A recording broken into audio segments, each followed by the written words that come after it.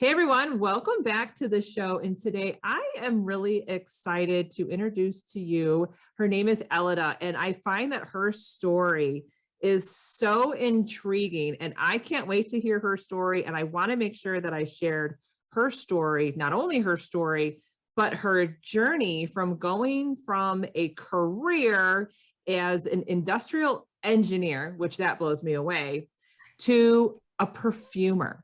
So Helida, welcome to the show. Thank you so much. It's so great to be here. So Well, great. I am so happy that you're here. And I know that I think that your story is just going to be very motivational and inspiring to either the listeners or the viewers. And I have like some really interesting questions for you. But before I jump into these questions, tell us how you went from being an industrial engineer to a business owner, specifically a perfumer. Is that what your title, or is that what people call you, a perfumer? Yes, there's a journey in there because first I decided to become a full-time mom. And it was a little bit hard, I have to say, because it was almost like I really and totally went head right in. I had my first child. And I was thinking, there's no way I can leave him. And everything worked out so that I just said, that's it. It's not even like I love and adore this job that it's going to make me leave my child for so many hours. So and 18 months later, they called me back and I started doing consulting for that. And I used to work for a hospital here in Miami. It's actually one of the biggest hospitals in the country. It's kind of like its own world. So it was a fascinating job. I love being an industrial engineer because I got to do a lot of change throughout the hospital and implement new ways of doing things. And that was amazing. So I stayed home for a little while and then I went back to the hospital to do consulting work. And I eventually went into doing my own consulting. So I started doing engineering consulting for another hospital here in Miami that was a little closer to my house. You just start kind of, simplifying when you become a mom. And then eventually they wanted me to come work full time. And I said, I don't want to do full time. So I just stayed home with my kids for a few years. But what happened in between was that when I got pregnant with my first child, I had that morning sickness where you can't stand smells. Yes. And I was the person who would basically spritz perfume from head to toe. And all of a sudden, I couldn't smell anything. I was anything, but it wasn't just perfume. It was everything: shampoo, soap, detergent, everything that had a smell. I could even smell other people's smells, good and bad. And I was like, oh my God, I can't do this. So I stopped wearing perfume. And, of course, morning sickness goes away. And I thought, okay, I'm going to wear perfume again. And I really, honestly, I couldn't. It was very overwhelming for me. So many years passed. And I would go to the stores and I'd be like, I want to find that perfume that awesome thing that you just put at the end and you're ready to go and walk out the door. And I couldn't find it. And my son was 12 years old and we went to London on a trip. And we were going to have tea at Fortnum and Mason. And when we went, I realized that it wasn't just this amazing tea place, but it was also a store. And one of their floors was a beauty floor. And I was like, oh my gosh, I'm going to go. And I was just drawn immediately to going to the fragrances and going to see, is there anything here that I can wear? We're in Europe and maybe I'll find something, right? And I told the lady all my woes about perfume and how I couldn't. She's like, why don't you come with me? There's a lot of famous designers that work with natural materials. And I was like, really? And she said, yes. So she took me, and I grew up on a farm in Nicaragua. We did everything from scratch. My grandmother, my mom, all our food. Everybody's a great chef. We all cook with, all these great things. My grandmother would always be making like little, I would call them potions, for whatever remedy or ailment you had, that she'd be like, okay, here's the remedy for whatever. So I was used to kind of that. I loved it. And I started seeing that some of those ingredients like, I know this. I've used this for this or this for that. And I'm like, people make perfumes from this and they're famous and they're here in this store that it's so nice. So it just kind of like, I started thinking about it and I'm like, maybe I could do something like that. Hmm. And that's it. My wheels just kind of started turning. I came back to the United States and I looked for some books and started doing a little research, but that's kind of where it stayed, which is one of the things that I would love to address with your audience, because sometimes we stay in that dreaming phase for way too long. And that's really kind of how it went. I never thought, oh, I'm going to be a perfumer someday. I want to, I'll love to do that. But it was almost a need that I'm like, I want to find that bottle of perfume that I'm going to finish, that I'm going to love it from beginning to end. Because in between, I would buy perfume, but 2 days later, I'd be like, Mom, do you want this bottle of perfume? Because I can't stand it anymore. And she'd be like, oh yeah, give it to me. I love it.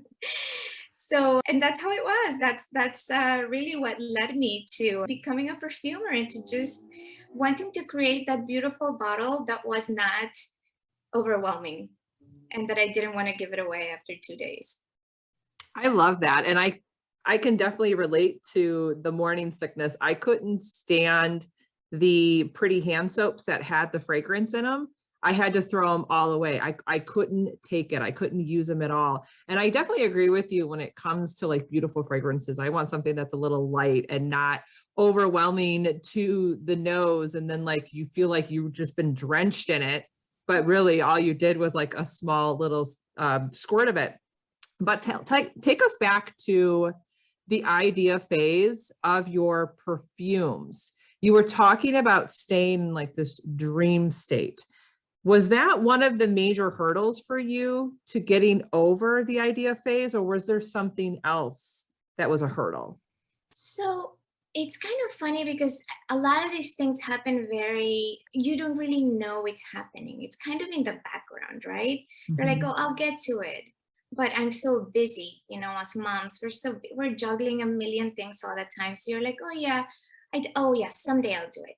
And yes, and you don't know how long time time goes by. And the funniest thing that I realized later, that we have all these beliefs very just deep down in our brains, that if we're not aware of that, I think it's what sometimes those dreams never come to fruition.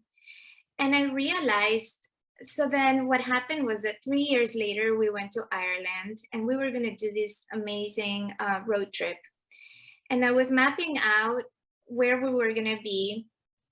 And in my research, I found that there was this perfumery and in the middle of nowhere. I mean, really, it was not on the way, it was not in any of the major cities, but it was talked about in a few travel books. I actually went to the bookstore to just get some ideas.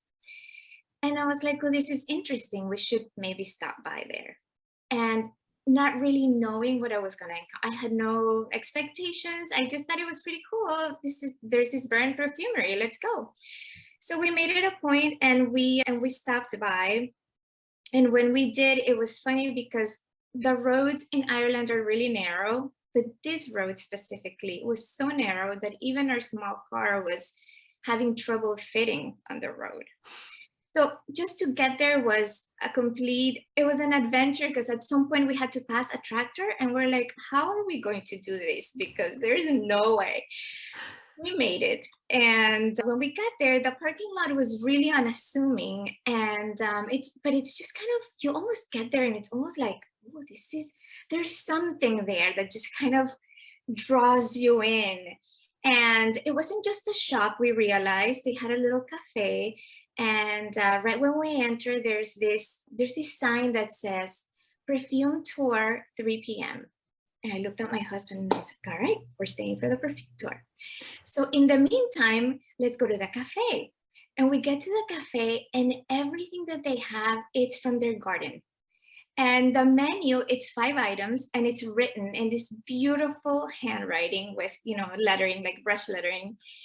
And I was just like, all right, guys, there's 4 of us, there's 5 items, one each, and then let's just see what else is here. And we get to the tour, to the perfume tour, and they start telling us how much care they take in making that everything that goes on, everything in that packaging is done on site. So they formulate, they bottle, they package, they ship, everything happens here. And then they have their gardens and their cafe and their shop. And she's basically giving us a whole tour. And she looks at us and she's like, and there's only 30 of us. And it was so funny because I looked at my husband and I was like, 30?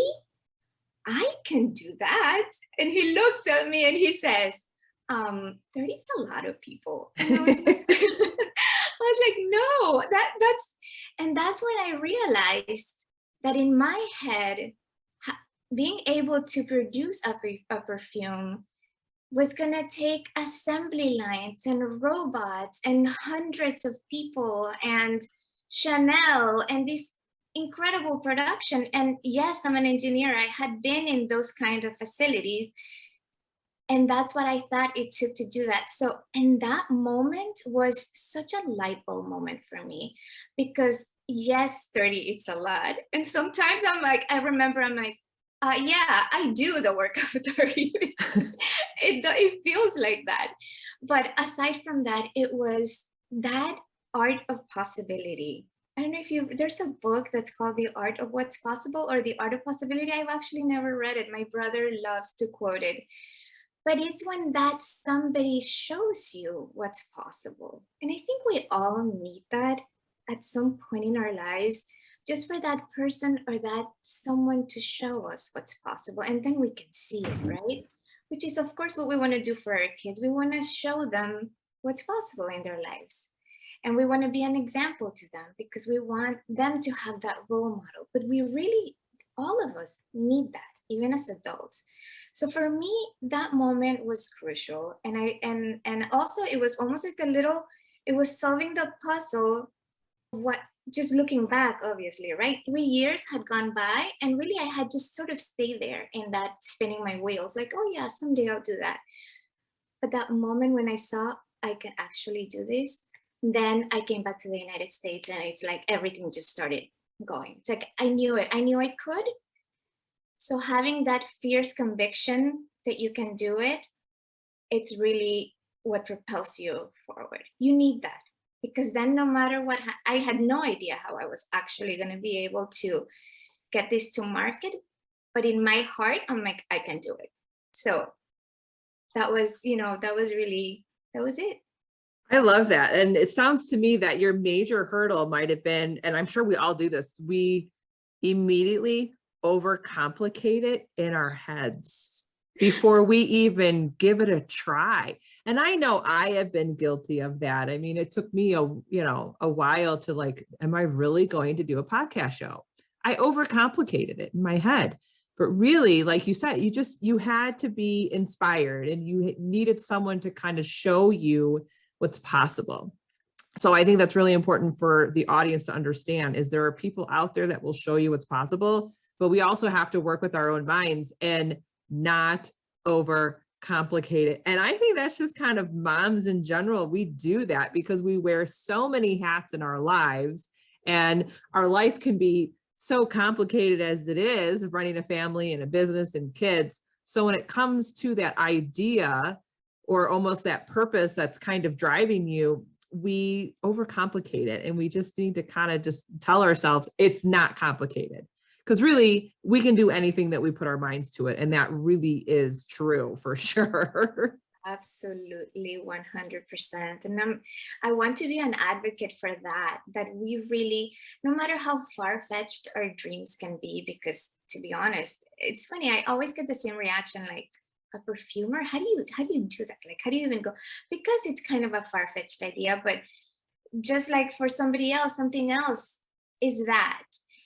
So absolutely, I think that's the number one thing that I would like to say is that anything is possible. You just really have to have the conviction that you can and keep things simple because I mean, no matter how much I know that, I have to remind myself in everything, that was a big thing, the launch, right? How do you go from nothing to a launch? Mhm. And then a million other things that are not as big, sometimes we can complicate them.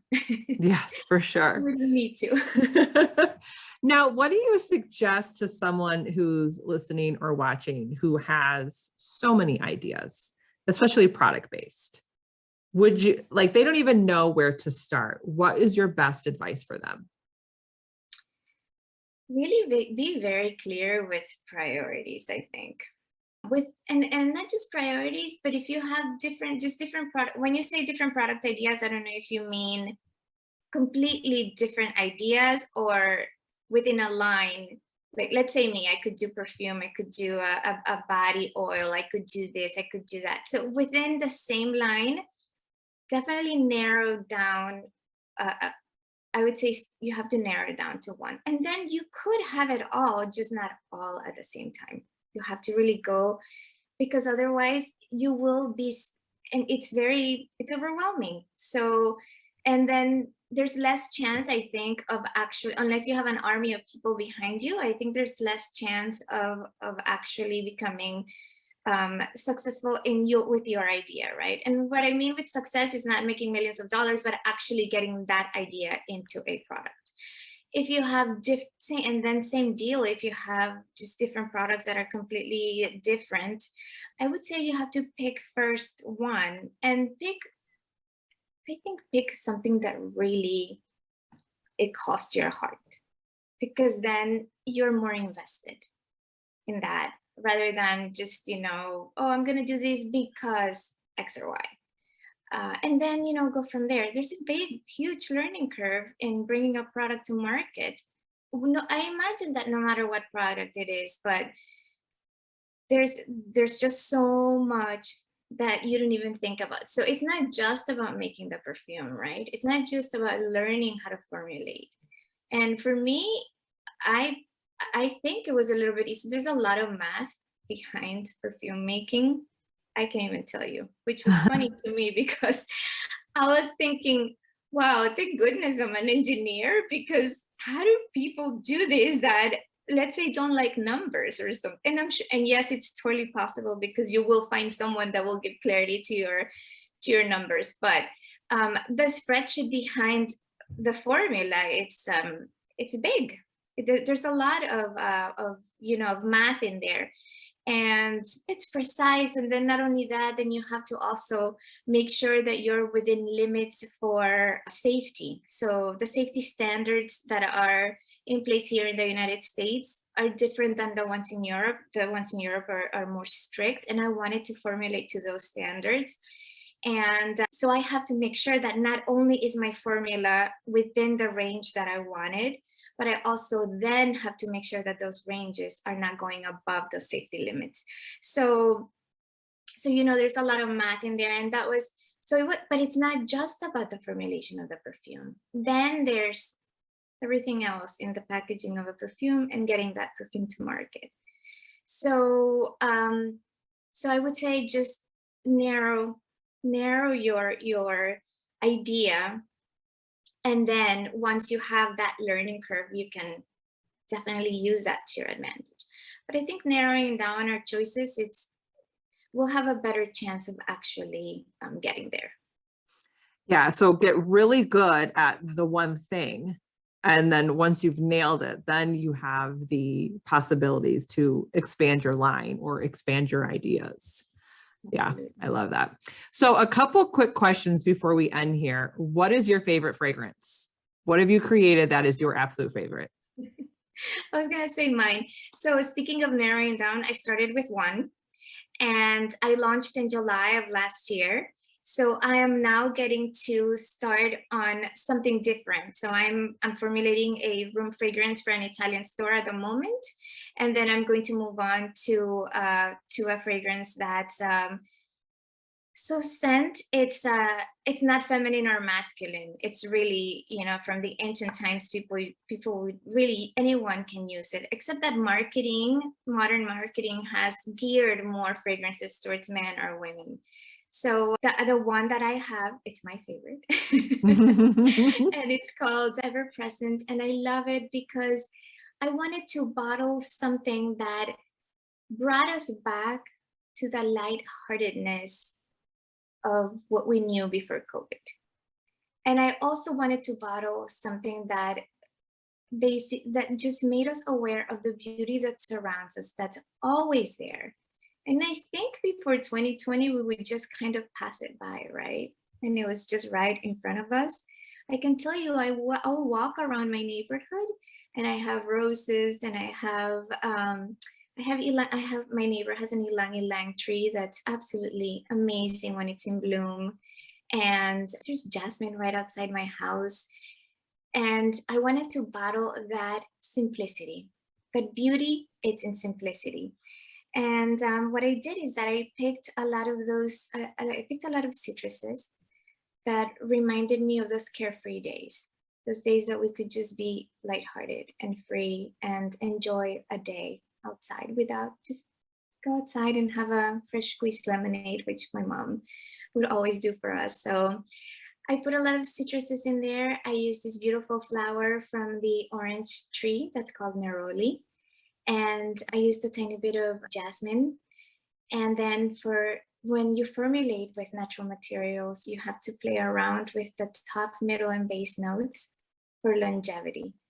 Because a commercial perfume has fixatives in there, that's why they're a little bit stronger and they last longer. So when you do natural materials, you have to work with what you have in order to play out for that longevity and also for them obviously to play well with each other.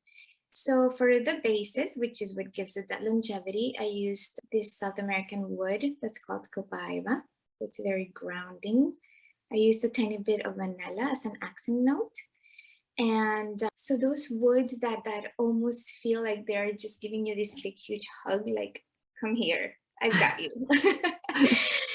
And that's what it is. It's a very light perfume. It's very fun and playful. And it's got a little bit of everything, a little bit of citrus, a little bit of flowers, and some woods to give you the grounding and the base. I love that. And I can't wait to link that in the show notes for the audience. So thank you again for being on the show. Where can we connect with you online? You could find me on my website. It's www.marbella, like the city in Spain, Marbella, perfumes.com, or on Instagram at Marbella Perfumes. And yeah, you could also email me if you have a question, and it's elida@marbellaperfumes.com. All right, I'll make sure everything's in the show notes. And Helida, thank you so much for being on today. This was such a cool conversation. Thank you so much for having me. It was great being here.